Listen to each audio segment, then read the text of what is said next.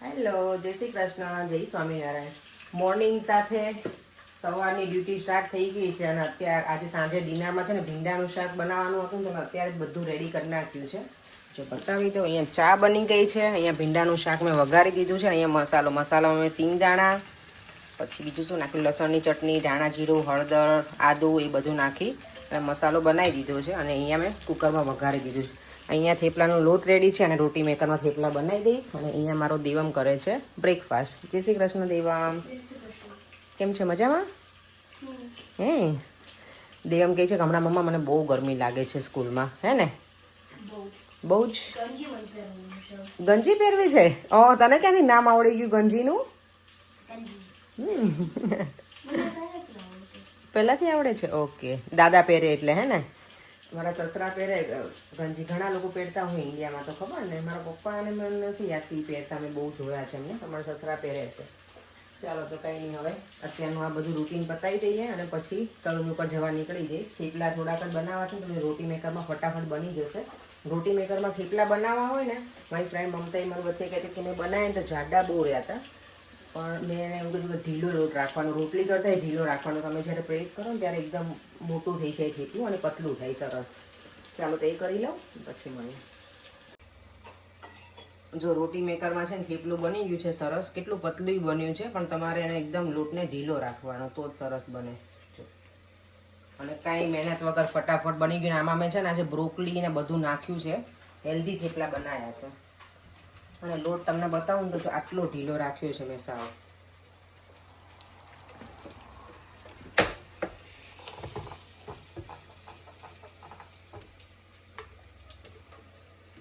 કેટલું પતલું બને છે સરસ. જો સ્કૂલમાં છોકરાઓનું કેટલું સરસ હોય, છોકરીઓને બધું કિચન ને મજા આવે આવું રમવાની.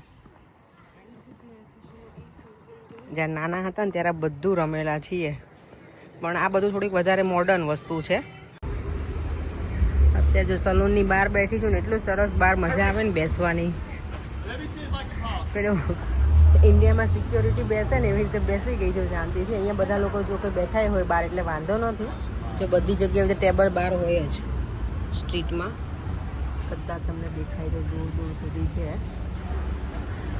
અને આ બાજુ અહીંયા પણ છે ટેબલ. ફ્રી બેઠી હતી ને તો મેં હાથમાં મહેંદી લગાવી.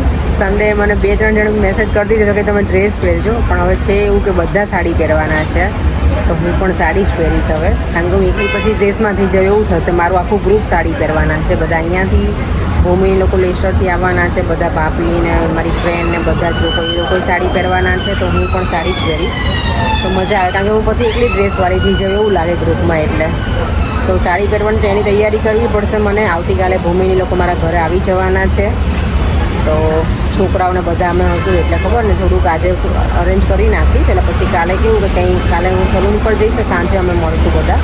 અને સાંજે કાલનો પ્લાન એવો છે કે અમે લોકો મંદિર જવાના છીએ. પહેલાં ભૂમિ એવું હતું કે મારા ઘરે જવાની હતી, પછી કે આપણે મંદિર જઈએ તો મારે બધાને મળાઈ જાય. તો બધા અમે લોકો તો આમ પણ જઈએ છીએ એવડી સેટરડે મંદિરે, પણ ભૂમિ આવવાની હતી તો મેં એવું કીધું કે અમે મંદિર નહીં જઈએ. તો ભાઈને એ લોકોને મારા ઘરે મેં કીધું હતું જમવા માટે, પણ હવે ભૂમિ કે મંદિર જઈએ તો હવે ત્યાં મળીશું બધાને, એવું પ્લાનિંગ છે અમારું. અને આજે તો ઘરે જો હું ભીંડાનું શાક બનાવીને આવી છું તો કંઈ છે નહીં. અત્યારે વિચારું છું જો ટાઈમ વહેલા નીકળીશ ને થોડી ટાઈમ ટુ ટાઈમ તો મને થોડી શોપિંગ કરવી છે. શોપિંગમાં એવું છે કેરીનું અથાણું છે ને તાજે તાજું મને ગમે, તો આ લોકો બધા છે તો સન્ડે મેનું કંઈક અથાણું જેવું હોય તો મજા આવે સવારમાં બ્રેકફાસ્ટમાં. તો કેરીને હું લઈ જઈશ અને મરચાંય લઈ જવા છે. આ બધા મરચાંના એ બધા શોખીન હોય જ, ખબર ને, મેન્સને બધાને ગમતા જ હોય મરચાં, એટલે મરચાં અને કેરી લઈ જઈશ એટલે તાજે તાજું અથાણું ચાલી જશે. એટલે બીજું હવે શું બનાવું ને એ વિચાર કરું છું. બ્રેકફાસ્ટનો આઈડિયા મને કંઈક બટેકા પૌવાનું વિચારી હતી, થેપલાનું વિચારું છું. પર એમ કહેતા હતા સુરતી ખમણ મળે છે, જો ટાઈમ સેટ થશે સવારમાં તો એ પણ લઈ આવશે, એવું પ્લાનિંગ છે અમારું. અત્યારે તો શાંતિથી એન્જોય કરું છું બહાર બેસીને. ઘરે જઈને બરાબર કામ આજે ઉપાડવાનું છે મારે. આજે બધું ક્લિનિંગ પણ થોડું ઘણું કરીશ કારણ કે પછી આવતીકાલે નહીં થાય સેટિંગ એટલે. તો ચાલો આજે હું તમને આજના વિડીયોમાં હું તમને બતાવીશ કે લસણની ચટણી કેવી રીતે બનાવવી. ઓકે, આ માસ્ટર શેફ આવી ગયા છે હવે, પર્યંક પટેલ. અચ્છા, કેટલી નાખવાની છે ચટણી? હા, નાખો તો ઘણી બધી નાખવી પડશે. કેમ? તો આખી બળી ઘણી બધી હા જોશે. અમે જો લસણની ચટણી હું બનાવું છું ને આવી રીતે બનાવું છું. લસણને ફોલેલું હોય અને આમાં અંદર નાખી દઈશ લાલ મરચું પાવડર, અને પછી જ્યારે ક્રશ થઈ જાય ને પછી એમાં મીઠું અને કાચું તેલ થોડું નાખી અને બરાબર મિક્સ કરી અને કાચની બોટલમાં હું ભરી દઉં અને ફ્રીજમાં મૂકી દઉં છું. તો ઘણા ટાઈમ સુધી સારી રહી છે. કેટલું નાખું? હજી નાખો. હજી? હવે બસ એટલું નાખી દો. હા એટલે લાલ મરચું પછી હું નવું પેકેટ ખોલી આપીશ. હવે એને ક્રશ કરું. ચલો તો આજે છે ને પરેંગ મને હેલ્પ કરાવે છે. મારે રોટલીનો લોટ બાંધી લીધો છે એટલે હું રોટલી બનાવીશ અને પરેંગ મને આ બનાવીને આપશે. હે ને ઊંધું કરી દઉં? ફિટ તો કરો પેલા. દેવમ છે ને અત્યારે એક્ઝામ આપી રહ્યો છે. ના બેટા 5 minutes left. The last 5 questions left. 5 minutes left. Timer અહીંયા સેટ કરી દીધું છે. દેવમ છે ને અત્યારે એક્ઝામ આપી રહ્યો છે. એની ટીચર એને આપ્યું છે 40 મિનિટની એક્ઝામ. રિવિઝન કર્યું તે? નહીં પણ આમાં ખબર નથી તો તો જે ના આવડે રહેવા દો. મેં તને શું કીધું છે? બધા ક્વેશ્ચન પતી ગયા? હા આ ટેસ્ટ માટે ઓલમોસ્ટ ખાલી 7 કે ક્વેશ્ચન્સ મેં મિસ કરી દીધું. ઓકે. જો ભીંડાનું શાક તો હું છે ને સવારમાં જ બનાવીને ગઈ હતી કુકરમાં, પણ સરસ બન્યું છે. પણ પરેંગને છે ને ભીંડાનું શાક ગમે, ઓછું ખાય, તો મેં કીધું સારું એમને ટામેટાનું શાક બનાવી દઉં. ટામેટાનું શાક છે ને આંટીના ઘરે રહેતી ત્યારે આંટી તો બહુ હશે. એમ કહું કે ટામેટાનું શાક તો કઈ ટામેટા की तो कोई सब्जी होती है, મને એવું કહેતા આંટી. હા પરેંગ, ટામેટાનું શાક આંટી એવું કે એની કઈ સબ્જી હોતી है કે ટામેટા એ લોકો શાકમાં ના ખાય, આમ તો એ ખાય આંટી ને લોકો. જો તમે ટામેટા લીધા છે અને મારા સુરતવાળા માસી છે ને મારા મમ્મીના સૌથી મોટા બેન, એ આવી રીતે બનાવે. વર્ષો પહેલાં મને યાદ છે હું એમના ઘરે ગઈ હતી ને ત્યારે આવી રીતે એમણે બનાવ્યું હતું, મને યાદ રહી ગયું છે. એ બધા મસાલા આમાં પ્લેટમાં જે ટામેટા સમાર્યા ને એમાં જ નાખી દે અને પછી એનું ડાયરેક્ટ જ વઘાર કરી નાખે. તો શાક 5-10 મિનિટમાં રેડી. મીઠું બીઠું બધું જ નાખી દેવાનું અંદર. તમારે ગરમ મસાલો નાખવો હોય તો એ નાખી દેવાનો. મેં છે ને લસણની ચટણી આમાં એડ કરી જ દીધેલી છે, બાય ધ વે તો કંઈ બતાવી દઉં જોડે.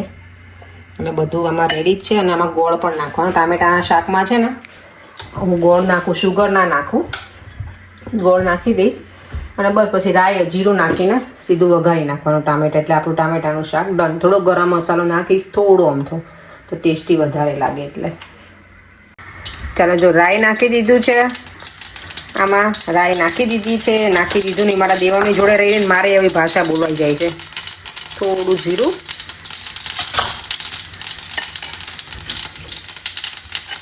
અને હવે આ બધું મિક્સ છે ને એ બધું અંદર એડ કરી દઈશ.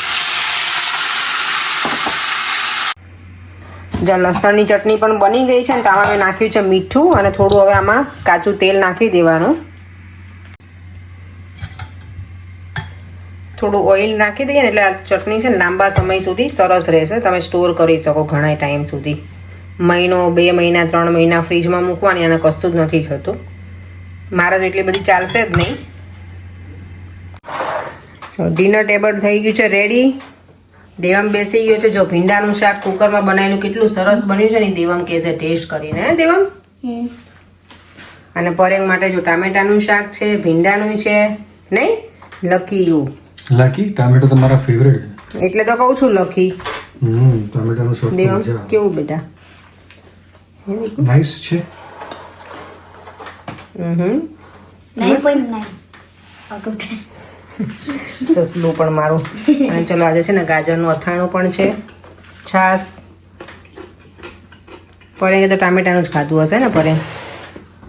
સેલેડમાં ગાજર પણ છે ને, ગાજરનું અથાણું પીવું તો ના લેશો તમે. બેડરૂમમાં આવી ગયા છે અને આજે છે ને અત્યારે કોમેન્ટમાં હતી રોહન પટેલ છે, આઈ થિંક હશે, ખબર નહીં હવે એમના વાઈફ હોય કે બેન હોય કે કોઈ પણ કોઈ યુઝ કરતું હોય ઘણી વખત ડિફરન્ટ આઈડી. એમની કોમેન્ટ છે કે એ પોતે પણ હશે, મને નથી ખબર કોણ છે, કે તમે કંઈ ડાયટિંગ કરતા હોય ને તેનો ડાયટ પ્લાન આપો અમને, કે તમે બહુ પતલા દેખાવ છો. હું કાંઈ ડાયટિંગ કરતી નથી, હું 3 ટાઈમ ફૂલ જમું અને હું ચાલું છું ઘણું આખા દિવસનું, કલાક 1.25 કલાક જેવું વોકિંગ હોય મારું. બાકી તો હું કાંઈ જ એક્સરસાઇઝ એ બીજી નથી કરતી એક્સ્ટ્રા, કે કાંઈ એક્સ્ટ્રા ડાયટ પણ નથી કરતી. જે પણ મને ઈચ્છા છે બધું ખાઈ લઉં. ગળ્યું ને મને ગળ્યું ખાવાની બહુ ટેવ છે, એ મારે થોડી ઓછી કરવી છે. બાકી તો હું કંઈ બીજું નથી એક્સ્ટ્રા કરતી. હું પહેલેથી પતલી તો થોડીક છું જ, એટલે ડાયટિંગ તો નથી કરતી, પણ શુગર અને ઓઇલ થોડું ઓછું કરી નાખવાનું, એટલે નોર્મલી આપણે થઈ જઈએ પતલા. ચાલો અત્યારે હવે યસ, અને ગઈકાલે વિડીયોમાં પૂછ્યું હતું ને કે સાડી પહેરું કે ડ્રેસ, તો બધાની સાડી અને ડ્રેસમાં છે, પણ હું ફાઇનલી મારું સાડીનું જ છે, તો સાડી જ પહેરવાની છું.